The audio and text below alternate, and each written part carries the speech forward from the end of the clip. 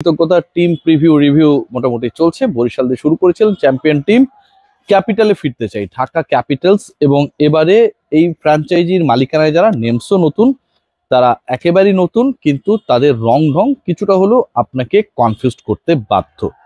পুরো দলের কোন জায়গায় স্ট্রেংথ রয়েছে, কোন জায়গায় উইকনেসেস রয়েছে, আবার একই সাথে ঢাকা ক্যাপিটালসের বিশাল একটা চমকের জায়গা রয়েছে, সেই ব্যাপারগুলো নিয়ে আলোচনা করব। তার আগে ঢাকা ক্যাপিটালসের অ্যাক্টিভিটিস, সোশ্যাল মিডিয়া এনগেজমেন্ট আমরা যদি খেয়াল করি, এখানটায় খুব ইন্টারেস্টিং কিছু ইস্যুস আপনার চোখে পড়বে।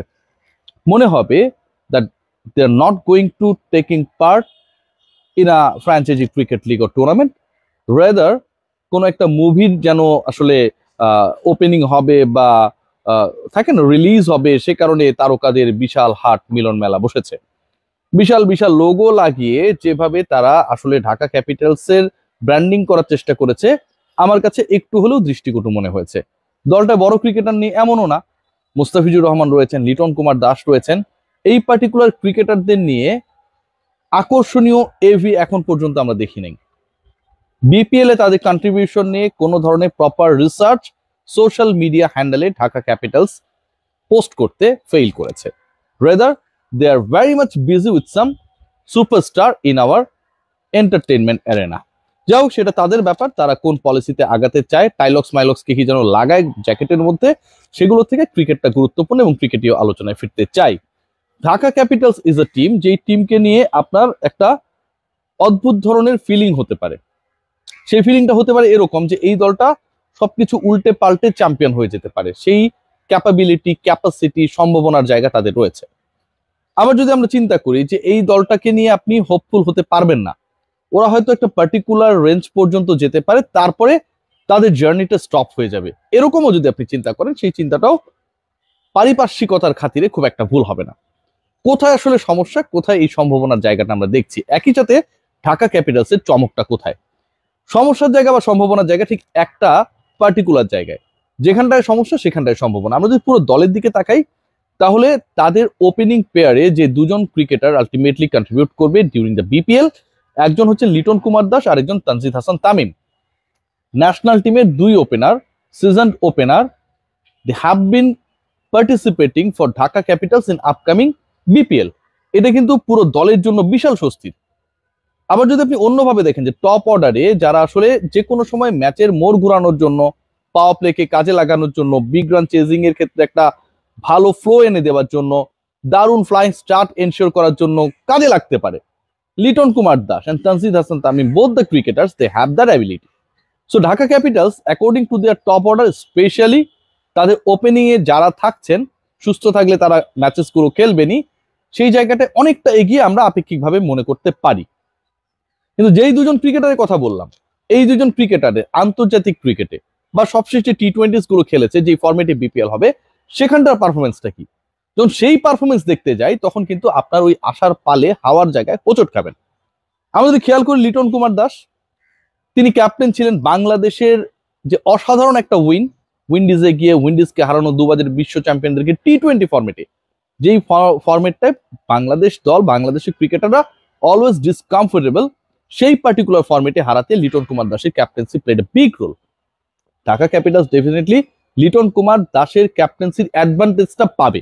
এই মুহূর্তে যদি টি-20 বেস্ট ক্যাপ্টেনের র্যাঙ্কিং করি, লোকাল ক্রিকেটার যারা রয়েছেন 1, 2, 3, ডেফিনেটলি লিটন কুমার দাস 1, 2, 3 এর মধ্যেই থাকবে। সো নেতৃত্বের জায়গায় দে are in a compact situation, এবং ক্যাপ্টেন হচ্ছে উইকেটের পেছনে থাকবেন, এটাও কিন্তু বিশাল একটা অ্যাডভান্টেজের জায়গা, কারণ তিনি খুব কাছ থেকে ব্যাটারের গতিবিধি, বোলিং ডিপার্টমেন্টে যাদের কাজে লাগাবেন, এভরিথিং পর্যবেক্ষণ করতে পারবেন। But what about his batting? সবশেষ সিরিজে বাংলাদেশ জয় পেয়েছে, but there were many criticism for the performance, form and the contribution of Liton Kumar Das during the three match টি-20 সিরিজ। ব্যর্থ হয়েছেন। সবশেষ 5টা-6টা যে টি-20 খেলেছেন, তাতে তার জিরো সংখ্যা বেশি। এবং সবচেয়ে দুঃখজনক হলেও সত্য, লিটন কুমার দাসের সামগ্রিক পারফরমেন্স কোনোভাবেই টি-20 সুলভ ছিল না, according to his batting role, average strike rate, scoring ability. So এইরকম যখন সিচুয়েশন হয়, তখন আপনি যাকে নিয়ে, যাদেরকে নিয়ে স্বপ্ন দেখছেন, সেটা ধাক্কা খাবে। তানজিদ হাসান তামিম সবশেষ 8 ইনিংসে টি-20-তে 3টা 0 মেরেছেন। সবশেষ 8 ইনিংসে মাত্র 2বার তিনি ডাবল ডিজিটে যেতে পেরেছেন। So despite being a great cricketer, good cricketer, progressive cricketer, an effective one for the upcoming BPL, আপনি ওই কনফিডেন্সটা এই দুজনের কাছ থেকে পাচ্ছেন না। আবার একই সাথে যে কোনো সময় তারা ফর্মে ফিরে আসতে পারে, ফর্মে ফিরলে যে কোনো সময় যে কোনো প্রতিপক্ষের বিপক্ষে তারা ডেঞ্জারাস হয়ে যেতে পারে, সেই জায়গাটাকেও আপনি অ্যাভয়েড করতে পারছেন না। আমার কাছে মনে হয় যে ঢাকা ক্যাপিটালস একটা অম্ল মধুর অবস্থায় রয়েছে এই জায়গা থেকে। স্ট্রেংথের জায়গায় সবচেয়ে বড় নেম আমার কাছে মনে হয় মুস্তাফিজুর রহমান। যত বিপিএল গেছে মুস্তাফিজুর রহমানের পারফরমেন্স নিয়ে যত অ্যানালিসিসই হোক না কেন, end of the day he is the game changer, momentum breaker. এবং মুস্তাফিজুর রহমান কোনো বিপিএল যে খুব খারাপ করেছেন এরকম রেকর্ড আমরা পাবো না after being his debut. So ওই জায়গা থেকে আমার কাছে মনে হয় Mustafiz going to be a Trump cat. Specially বাংলাদেশে খেলা হবে, এখানকার উইকেট সম্পর্কে তার ধারণা খুবই দারুণ। মুস্তাফিজুর রহমান গেম চেঞ্জার হিসেবে লিটন এবং তানজিদ তামিমের থেকে বেশি ইফেক্টিভ রোল প্লে করবে বলে আমার বিশ্বাস। লোকাল কালেকশন যেটা রয়েছে তাতে আমার কাছে মনে হয় যে ঢাকা ক্যাপিটালসের মিডল অর্ডারে একটা বড় ধরনের শূন্যতা রয়েছে। সাব্বির রহমান রুম্মান রয়েছে, বাট বিপিএল এ যে খুব বেশি কনসিস্টেন্সি দেখাতে পেরেছে, পারফর্ম করতে পেরেছে, সেই জায়গাটা আমরা দেখি না। কারণ আপনি 8 বলে 20 রানের ইনিংস খেললেন, এটা কি ওয়েল এনাফ? হয়তো 8 বলে 20 রানের ইনিংস আপনি T10 খেলছেন, সেটা হচ্ছে well enough to post a good score. But whenever you are playing the same innings in T20 cricket, T10 and T20, a big difference, 20 overs and 10 overs, big difference. So ওই জায়গায় কিন্তু আপনার 8 বলে 20 কার্যকর হবে না। Sometimes you need to be settled down whenever you are going to play in a wicket made by Gamini de Silva. ওখানটা অনেক সময় আপনার 130, 40, 50 রানও যথেষ্ট হতে পারে। সো আপনার ক্যামিওর থেকে ধরে খেলা, উইকেট টিকিয়ে রাখা, মোমেন্টামকে নিজেদের দিকে শিফটিং, ওই জায়গাটায় ঢাকা ক্যাপিটালসের মিডল অর্ডার আমার কাছে মনে হয় they are in a problematic situation. Sabbir ছাড়াও রয়েছেন Munim Shahriar, opening batsman, but যদি খেলার সুযোগ পান ওপেনিং এ নামার তার সুযোগ খুব একটা হবার কথা না। শাহাদাত হোসেন দীপু, মুকিদুল মুগ্ধ, ডেফিনেটলি তিনি পেস বোলিং করবেন ঢাকা ক্যাপিটালসের হয়ে।